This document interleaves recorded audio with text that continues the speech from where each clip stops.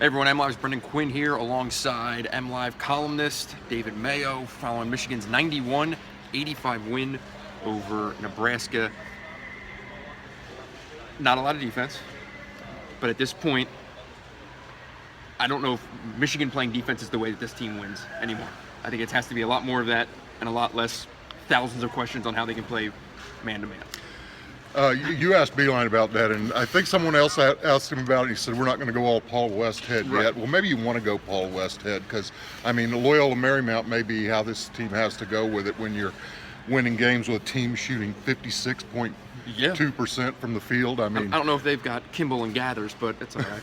Yeah, Irvin and Walton will have to do it. Yeah, they'll have to do it with their pick and pop game and then their guards. But Walton, of course, took the game over late and got that done for them. But no, I mean, they couldn't get I think Nebraska had 10 offensive rebounds and Michigan had 19 defensive rebounds. So it was less than a 2/3 proposition that they were going to get a rebound on a missed shot by Nebraska. So you wrote about it the other day. They don't have a lot of rim protection. They don't close out a three-point line, and they don't get defensive rebounds. So I don't know what they really do well defensively right now. Zero room for error when you're playing that way, which means the offense basically has to score every possession. Right. And today was 1.3 points per possession. It's really, really good. Outstanding. You're not going to beat teams like this. Right.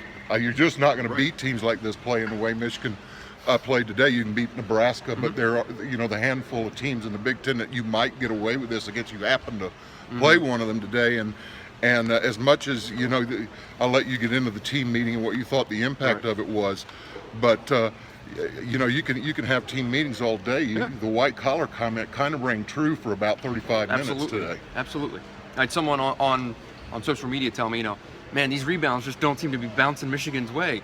Well, it's not a coincidence that the teams that are better rebounding teams and work harder and are more physical get the rebounds. That is not the luck of the bounce. Over 40 minutes, it plays itself out.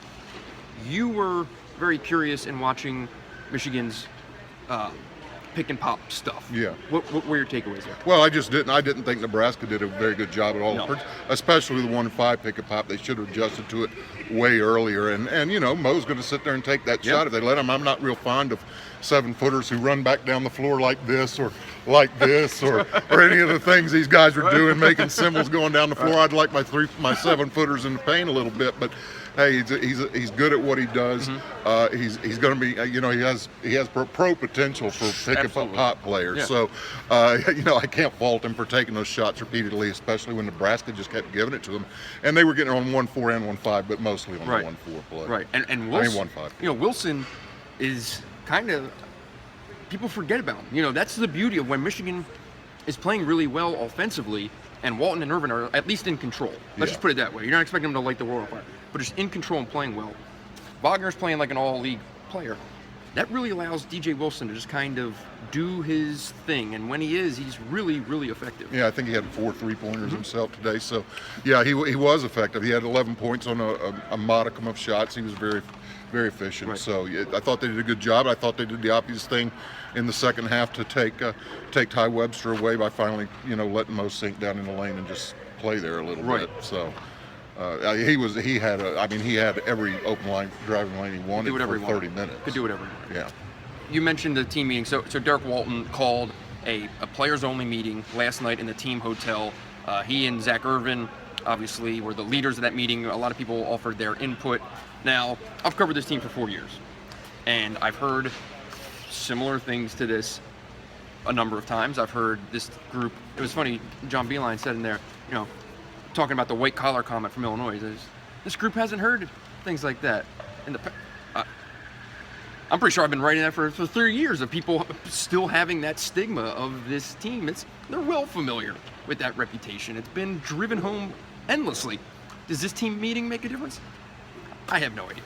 I'm not ready to put this as like this is a turning point and this is some kind of it's not a Shakespearean drama. It doesn't work that way. These guys are who they are. Can they go and score 90 points and win games? I think that's the bigger question. You can have all the meetings you want. I'm not a big guy on team meetings. A team meeting 10 minutes before tip-off might get you all the way to opening tip-off. I mean, they don't mean that much to me. I mean, if you if they help you in some way, make your thoughts a little more cohesive, Right. get yourselves on the same page, maybe talk some things out.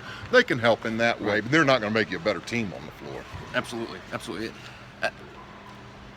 The one thing I think that it could do is it is good for accountability when guys actually have to answer for, beyond the film room where you get caught with your pants down and the whole room chides you. It's another thing when it's closed doors and guys actually start calling guys out. But I don't think that was the case here. I don't think this is that kind of group. When I said it to Derek Walton, I'm like, there's no one on this team who's getting in people's faces and screaming. So what was the actual meeting? And he just said it was a conversation with input from everyone. Right. I don't know. Well, maybe it's a good thing. Maybe he didn't win it he today doesn't win it. with the team meeting. He won it today by making a couple shots, turning Right. defense into offense, and making the plays that won the game down the stretch. So He sure that's did. why they win He today. sure did. And it's 2-3 in the Big Ten, man. Today have to have this. Desperately needed it. So that'll do it for today. We're going to get you to some more games here, right?